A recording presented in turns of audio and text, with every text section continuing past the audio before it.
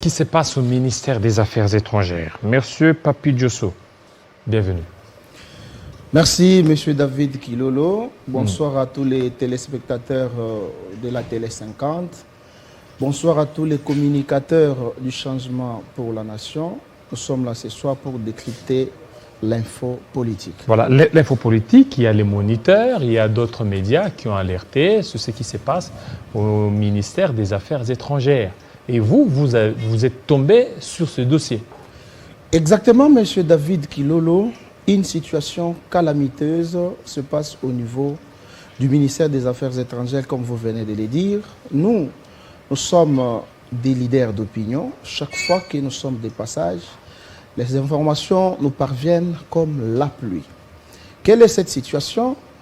Le membre du cabinet du vice-ministre des Affaires étrangères, M. Sami Adibango, ne sont pas payés depuis 9 mois, jusqu'à ces jours. Depuis 9 mois. Et c'est lui qui bloque, oui. Et c'est lui qui bloque les décaissements de fonds pour le paiement de ses collaborateurs, son Excellence, le VPM Christophe Lutundola. Je peux le démontrer parce que l'Excellence, le vice-ministre Sami Adibango, lui avait écrit officiellement pour s'imprégner de la situation, mais le VPM, contre toute attente, a refusé volontairement d'écrire ou soit d'envoyer les noms de collaborateurs du vice-ministre Sami Adibango au ministère du Budget pour qu'enfin ces derniers soient payés. Il y a aussi une autre situation, il y a une diplomate plutôt, qui est décédée au niveau de l'Égypte.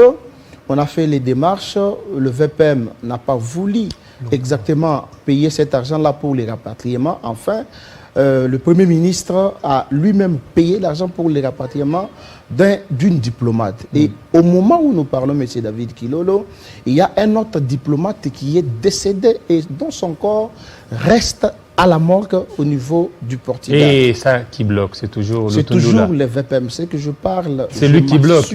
Mais sous base de quoi vous dites c'est lui qui bloque? Parce qu'il est en train de tout faire pour rayonner l'image du chef de l'État, Félix Tshisekedi. Exactement. Mais lorsque nous parlons, lorsqu'il y a des preuves tangibles, nous ne pouvons pas dire qu'il est en train de rayonner l'image du président de la République. Parce que ces membres, les collaborateurs du vice-ministre qui ne sont pas payés sont des responsables, ils sont pères de famille.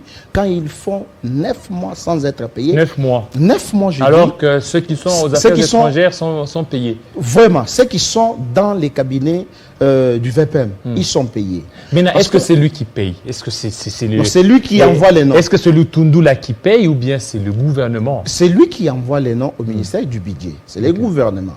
Mais l'autorité, c'est bien elle. Donc, il a mis de côté tous les noms de son vice. De son vice.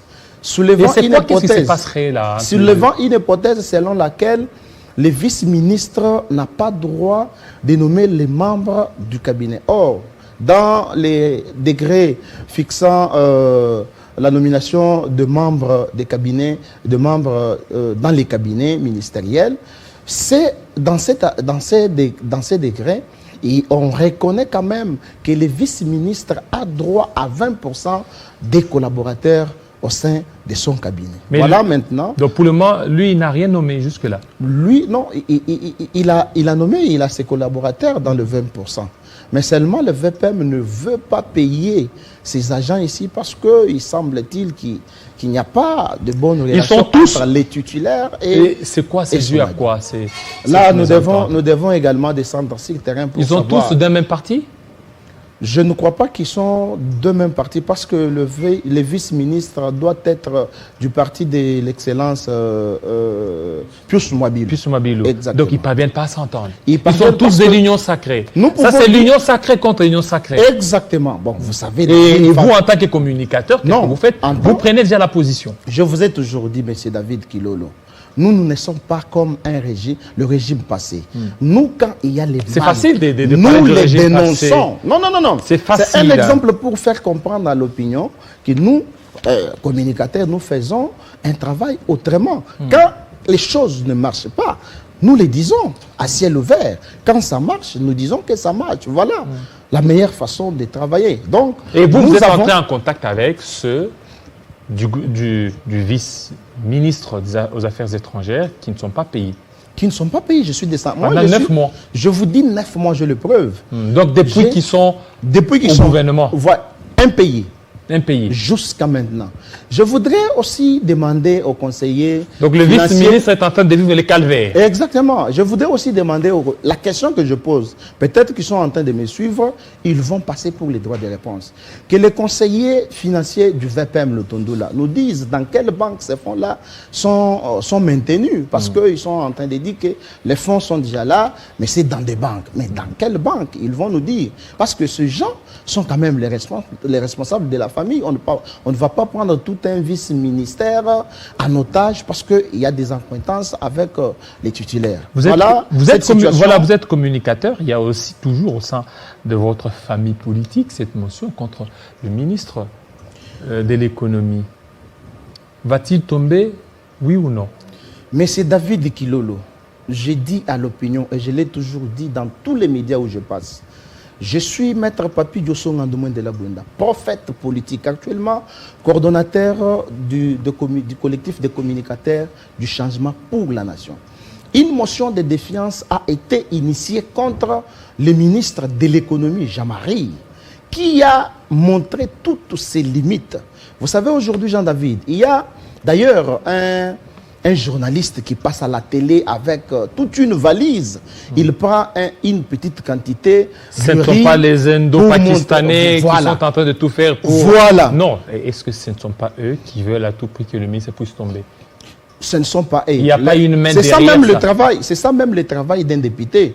Nous, au sein de notre structure CCN, nous soutenons, nous avons même d'ailleurs lancé un message samedi soutenant cette motion de défiance initiée contre les 10 ministres parce qu'il a montré ses limites. Est-ce que Mbosso va Je vous prophétise, M. David Kilolo, peut-être que le mercredi, l'Assemblée sera convoquée. Je vous dis, le ministre Jean-Marie, là où il est en train de me regarder. Moi, Papi Diosso, communicateur de l'Union Sacrée, il va tomber. Parce que au sein de l'Union Sacrée, il y a ceux-là qui sont venus pour tourpiller la vision du chef de l'État. Ils ne sont pas venus pour l'intérêt général. Ils sont venus pour leurs propres intérêts. Même s'ils payaient le ministre Kalumba, ses collaborateurs ou soit la sentinelle de chez lui, mais aller sur le marché, demandez aux mamans, elles vont vous dire comment les prix est élevé, surtout les produits alimentaires de première nécessité. Donc, au sein de l'Union Sacrée, nous ne voulons pas les médiocres.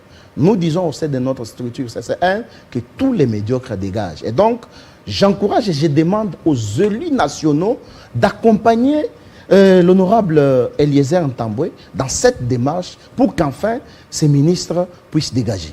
Qui dégage? Il dégage, il doit dégager. Maintenant, aujourd'hui, il y a cette crise-là, il n'y a pas d'avion. Est-ce que c'est toujours le ministre qui est à la base? Bon, tout ça, est-ce qu'il y a certaines mesures que vous avez prises, que vous avez étudiées, tous les paramètres? Vous étiez là à pouvoir réduire les prix des billets d'avion sans tenir compte des autres paramètres. Et aujourd'hui, les conséquences sont...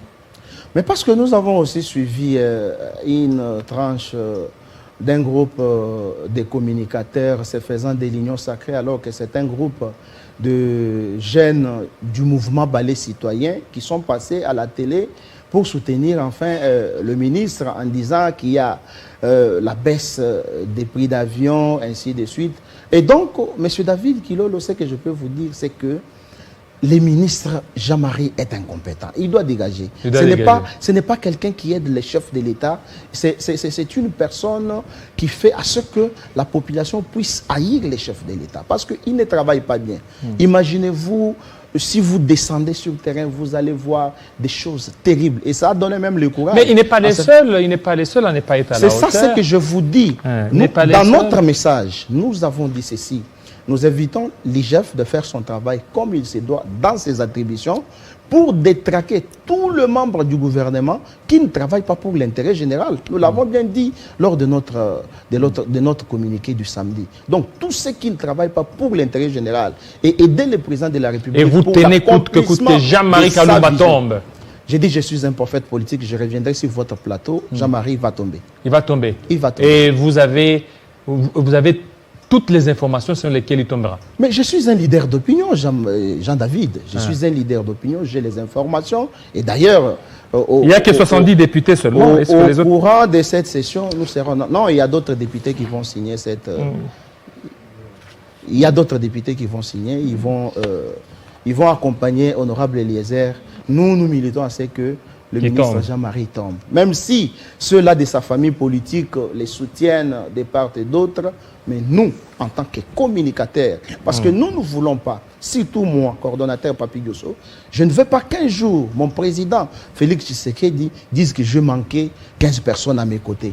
Merci. Alors que Papi Diosso est aux côtés du président de la République pour lui faire montrer toutes les manœuvres frauduleuses que certains membres du gouvernement sont en train de faire. Comme nous avons énuméré les cas du VPM Christophe Lutundula.